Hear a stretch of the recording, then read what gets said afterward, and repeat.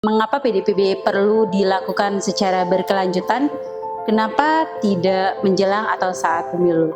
Persoalan pemutahiran data pemilih ini adalah merupakan persoalan bukan cuma di Kabupaten Gorontalo, bahkan ini menjadi persoalan nasional pada saat pemilihan terkait dengan keakurasian data yang ada. Nah, jadi fokus kami ada beberapa hal dalam proses pengawasan ini. Yang pertama adalah upaya untuk bisa melakukan pencegahan sejak dini dalam proses pemutahiran data ini. Di tengah efisiensi anggaran ini, Pak?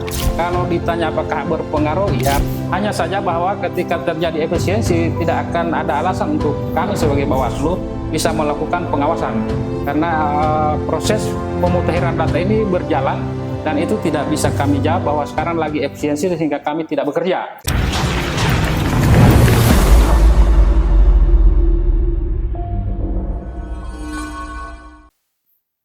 Assalamualaikum warahmatullahi wabarakatuh. Halo Sobat Bawaslu dimanapun Anda berada. Selamat siang dan salam sejahtera bagi kita semua.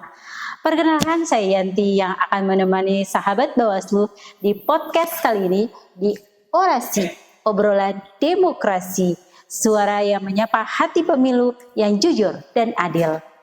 Di episode kedua kali ini kita akan membahas tentang pengawasan pemutahiran data pemilih berkelanjutan atau disebut PDPB. PDPB merupakan kunci sukses dari pemilu yang akuntabel baik secara faktual dan administratif. Apa itu PDPB? Bagaimana proses PDPB itu sendiri? Serta tugas Bawaslu di dalam pengawasan PDPB seperti apa? Semua akan dibahas di podcast kali ini. Telah hadir bersama kita anggota Bawaslu Kabupaten Gorontalo selaku Koordinator Divisi Hukum Pencegahan Partisipasi Masyarakat dan Humas, Bapak Undar S. Lawani SIP. Selamat siang Bapak. Siang. Apa kabar Pak? Sehat? Alhamdulillah sehat. Baik, ini ada pertanyaan Bapak tentang mengapa PDPB perlu dilakukan secara berkelanjutan. Kenapa tidak menjelang atau saat pemilu? Ya, terima kasih Ibu Yanti selaku host podcast Orasi terkait dengan pertanyaan bahwa kenapa kemudian proses pemutahiran data ini dilaksanakan lebih awal dan kenapa tidak dilaksanakan menjelang pemilu. Sebetulnya ini pertanyaan menarik karena memang persoalan pemutahiran data pemilih ini adalah merupakan persoalan bukan cuma di Kabupaten Gorontalo, bahkan ini menjadi persoalan nasional.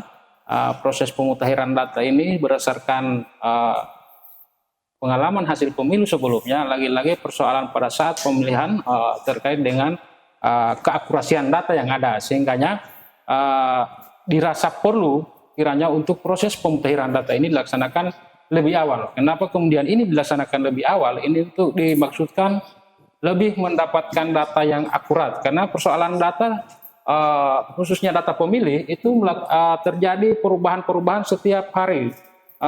Kami contohkan misalkan terkait dengan data yang pemilih yang tidak memenuhi syarat, hari ini misalkan dia memenuhi syarat, besok tidak. Kenapa demikian? Misalkan ada data pemilih yang sudah meninggal dunia, hari ini dia terdata masih sebagai pemilih, kemudian besok atau lusa atau di kemudian hari sudah meninggal dunia, dan ini harusnya dicoret dari daftar pemilih. Berikutnya misalkan ketika ada masyarakat yang masuk di TNI Polri yang sebelumnya dia adalah pemilih aktif, ketika dia sudah menjadi anggota statusnya menjadi TNI Polri, maka hal ini harus dikeluarkan karena memang mereka sudah tidak masuk lagi sebagai daftar pemilih. Saya kira hal-hal yang seperti ini yang mengakibatkan bahwa proses pendataan pemilih ini dia sifatnya berkelanjutan dan harus diawali sejak dini.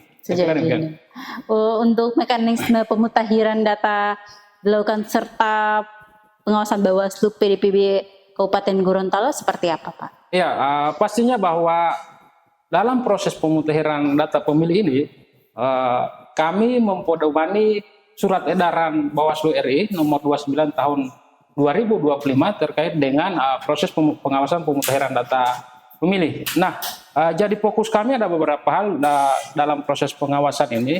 Yang pertama adalah upaya untuk bisa melakukan pencegahan sejak dini dalam proses pemutahiran data ini. Nah, untuk Bawaslu Kabupaten Gorontalo, alhamdulillah sejak awal kami sudah menyampaikan himbauan kepada teman-teman KPU bahwa untuk proses pelaksanaan pemutahiran data ini dilaksanakan sesuai dengan tahapan dan prosedur yang ada sehingga bisa mendapatkan hasil yang maksimal.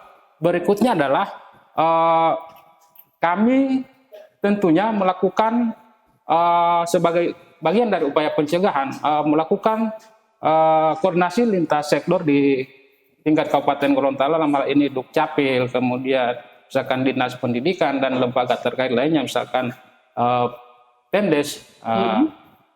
Koordinasi ini kami maksudkan sebagai upaya awal sebelum kita melakukan proses pemutahiran data di lapangan nanti. Saya kira hal-hal ini terus kami laksanakan. Kemudian berikutnya adalah setelah proses koordinasi tingkat stakeholder di tingkat Kabupaten Gorontalo, KPU, kemudian stakeholder, kami Bawaslu melaksanakan pengawasan langsung kepada teman-teman KPU yang melaksanakan coktas. Jadi ada di KPU itu ada istilah kemarin coktas, coklit terbatas terkait dengan proses pemutahiran data pemilih ini. Nah, alhamdulillah kita tersebar di beberapa titik dan bisa memaksimalkan proses pengawasan langsung tersebut. Kemudian berikutnya adalah setelah coktas ini sebetulnya kita melakukan uji petik. Nah,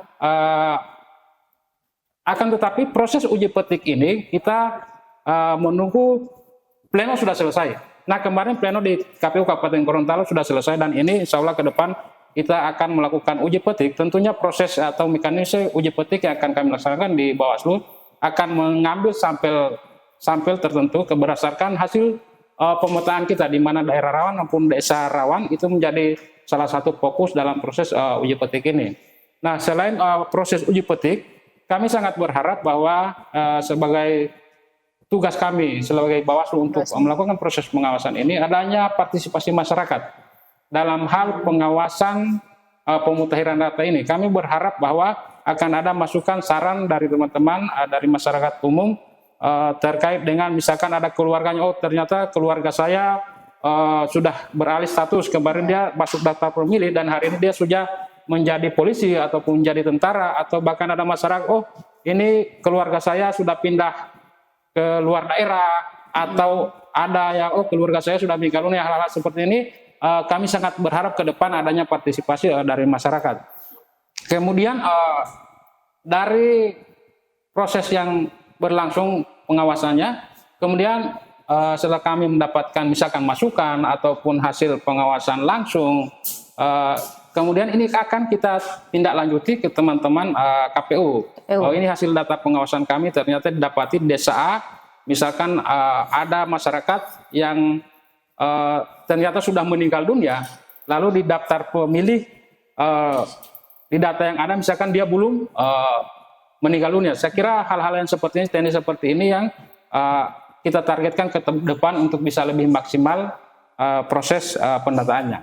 Berarti Bawaslu Kabupaten Gorontalo menerima informasi dari mana, siapa saja yang berikan informasi ya? Iya, kami rasa bahwa kami sangat berharap adanya informasi dari pihak manapun, karena itu merupakan hal yang penting untuk kami sebagai dasar dan masukan. Insya Allah ke depan data ini bisa maksimal, karena kami sangat menyadari bahwa kami Bawaslu tidak bisa bekerja sendiri tanpa adanya dukungan dari pihak terkait maupun masyarakat secara umum untuk bisa memaksimalkan proses pendataan ini bersama teman-teman KPU.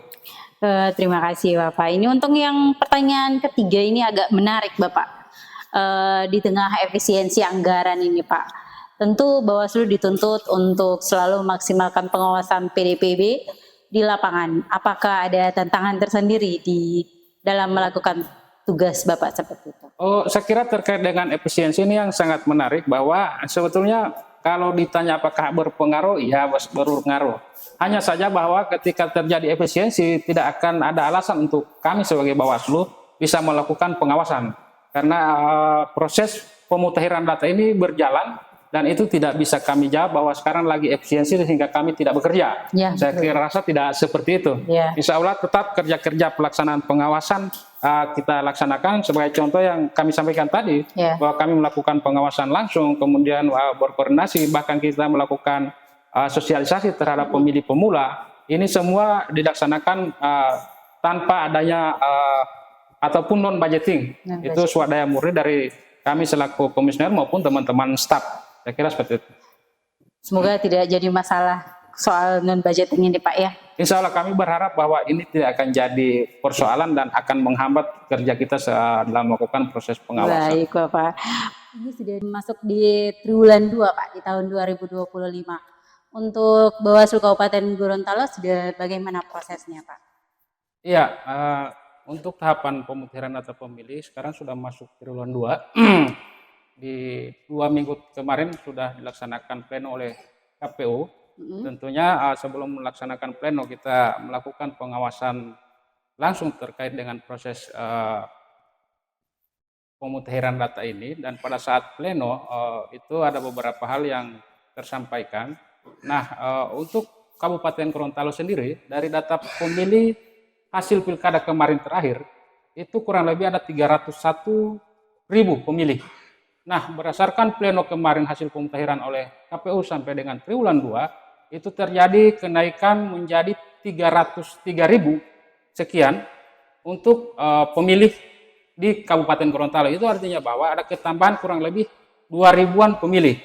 Nah, ketambahan ini bisa saja di triwulan berkurang maupun bisa bertambah lagi, karena itu dia mengalami pergerakan data, sehingga pada saat proses pemutahiran data ini kita maksimalkan ke depan untuk menjelang triwulan 3. Nah, pada saat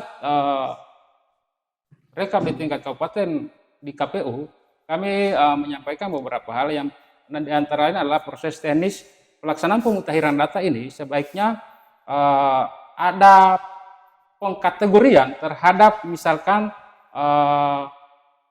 data pemilih yang tidak memenuhi syarat. Misalkan, dia tidak memenuhi syarat karena apa? Misalkan tidak memenuhi syarat karena meninggal dunia, tidak memenuhi syarat misalkan karena dia pindah domisili, tidak memenuhi syarat kalau misalkan dia meninggal dunia, pindah domisili, kemudian beralih status TNI Polri dan sebagainya. Nah, ketika data ini dilakukan pemilahan, maka fokus pengawasan maupun proses pemutahiran data ini akan lebih fokus di beberapa hal tadi, sehingga ini akan lebih memudahkan kita memaksimalkan proses pemutahiran data ke depan. Saya kira beberapa hal yang terungkap pada saat pleno untuk triwulan 2 ini. Untuk kedepannya insya Allah data ini akan mengalami proses perubahan-perubahan. Tentunya kami dari Bawaslu tetap akan memaksimalkan pengawasan yang insya Allah kami sangat berharap adanya partisipasi penuh dan dukungan masyarakat khususnya di Kabupaten Gorontalo. Betul Pak. Untuk selanjutnya ini Pak, apakah ada bentuk keterlibatan masyarakat di dalam PDPB ini sendiri? Ya, terima kasih. Itu yang kami sampaikan tadi. Kami sebetulnya sangat berharap adanya partisipasi penuh masyarakat terkait dengan pemutahiran data pemilih ini. Nah, untuk proses partisipasi masyarakat sampai dengan triwulan kedua kemarin, alhamdulillah masyarakat berpartisipasi. Dalam hal ini kemarin itu ada teman-teman Wasjam yang sebelumnya mereka menjadi Wasjam, kemudian karena sifatnya ad hoc, sekarang mereka sudah tidak lagi menjadi Wasjam. Dari sebagian besar teman-teman itu berpartisipasi untuk bisa menyampaikan data di wilayah mereka masing-masing, sehingga ini kami rasa sangat membantu kami dalam proses pemutahiran data ini. Berarti bekerja sama dengan Wasjam juga sangat diperlukan Pak ya? Iya, tentu memang proses kerjasama dengan masyarakat, tokoh-tokoh masyarakat maupun lembaga lainnya terhadap memaksimalkan proses pemutahiran data ini sangat bermanfaat sekali untuk kami Bawaslu maupun teman-teman di KPU. Alhamdulillah kalau saling menguntungkan Bapak. Ini pertanyaan terakhir Bapak, bagaimana sinergi antara KPU, Bawaslu dan instansi yang terkait dalam proses PDPB serta rencana selanjutnya untuk pengawasan PDPB Kabupaten Gorontalo? Tentunya sinergitas antara KPU dan Bawaslu karena keduanya adalah merupakan lembaga yang diberi amanah untuk bisa menyelenggarakan proses pesta demokrasi dalam hal ini pemilu, tentu kami selalu bersinergi. Itu dibuktikan dengan beberapa kali misalkan teman-teman KPU mengkoordinasikan terkait teknis ataupun persiapan untuk pemutahiran data pemilih, mereka berkoordinasi dengan kami di Bawaslu.